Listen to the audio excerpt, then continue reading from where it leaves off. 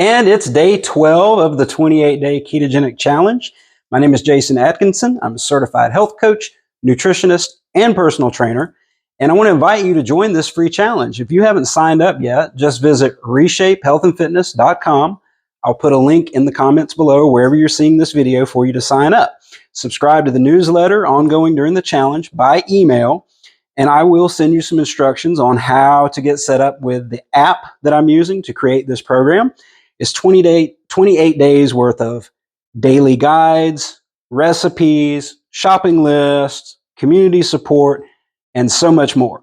And you can also schedule a free one-on-one consultation with me to go over your specific goals for the challenge and to help make sure that you are successful with a ketogenic lifestyle. So, most people that do a challenge like this have weight loss goals. Typically, you can lose around 10% of your body weight, whatever your current body weight is, in a 10-week period. So you string 3 of these challenges together for 3 months, you drop about 10% of your current body weight. That may not sound like a lot, but that is a safe, sustainable approach so that you can actually keep the results permanently. This is what I did to lose a total of 75 pounds and maintain a new body weight now for close to 10 years. So the experience speaks for itself. Lots of clients have had similar results.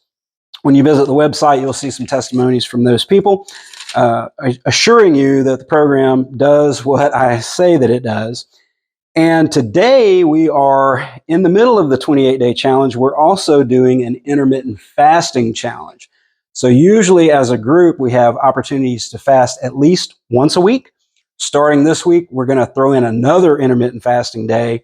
And as the weeks go by, we're going to increase the amount of intermittent fasting days as we're heading towards that peak state or that deadline that's going to kind of instill a sense of urgency in everyone when we're wrapping up this 90 days at the end of July. So yeah, summer is right around the corner. Now is the time to create the body that you want to spend this summer in. If you're hanging out at the beach or by the pool, or if you want to go out hiking or biking or have fun outdoors and you just want to be fit and healthy and look and feel and perform your absolute best, this challenge is for you. Now, I'm going to say at the beginning of the video here, there are different styles of intermittent fasting. Basically, an intermittent fast, first of all, intermittent means less than 24 hours. So that is also known as a restricted feeding window or time-restricted eating. And the idea is we normally fast a certain number of hours while we're asleep each day or each night, usually at least 8 hours or up to 12 hours with no food or water. So we don't starve while we're sleeping because, like I say, fasting is so easy you can do it in your sleep.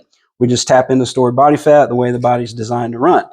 By the way, I got my meal plan all lined out for today. I got breakfast, lunch, afternoon snack. Because what happens when you go into this fasting, okay, you're going to prolong your overnight fasted state. When you wake up in the morning, usually you're already in a fasted state. We can interrupt that fast in one of 2 ways. We either consume a significant amount of carbohydrate or a little higher amount of protein. Either one of those would produce insulin, which would disrupt and signal the fed state. So being that's the case, that's one of the things that you can do to interrupt a fast. The other thing that you can do to switch from fat burning to sugar burning mode, which we want to stay away from most of the time on a ketogenic program, is generating a lot of intensity in your exercise. So if you're like sprinting, running, jogging, any all-out extreme effort, really intense strength training session would fall into that category. You're going to switch over to burning glucose. We want to stay away from that glucose burning. We're trying to train the body to burn fat more efficiently. So one of those 2 things will interrupt the fasted state. So to stay in the fasted state, just stay away from the carbs and sugar, limit the protein, and in the case of an actual fast, you're going to limit any caloric intake whatsoever, any food or drink that contains a calorie value or significant calorie value. So like with anything else, there's a way around some of these things. And really the top questions that I get from people when I talk about intermittent fasting is they want to know, what all can I get away with and still call it a fast? So in response to that, let me give a little disclaimer here first of all. I know what a true fast is. That is consuming nothing with a caloric value. I've tried that approach. I did an experiment of intermittent fasting for 20 hours per day. I did that for an entire month each day with nothing but black coffee in the fasting window, and had all my meals in a 4-hour window in the evening.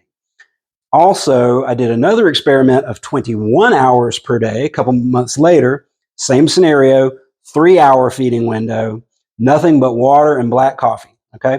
Now, I found a few ways to modify a ketogenic, or I will say an intermittent fast or ketogenic diet while we're on the subject, that makes it a little more enjoyable and still keeps most of the benefits that you would get from intermittent fasting. The benefits, by the way, boosting ketones for sure, boost your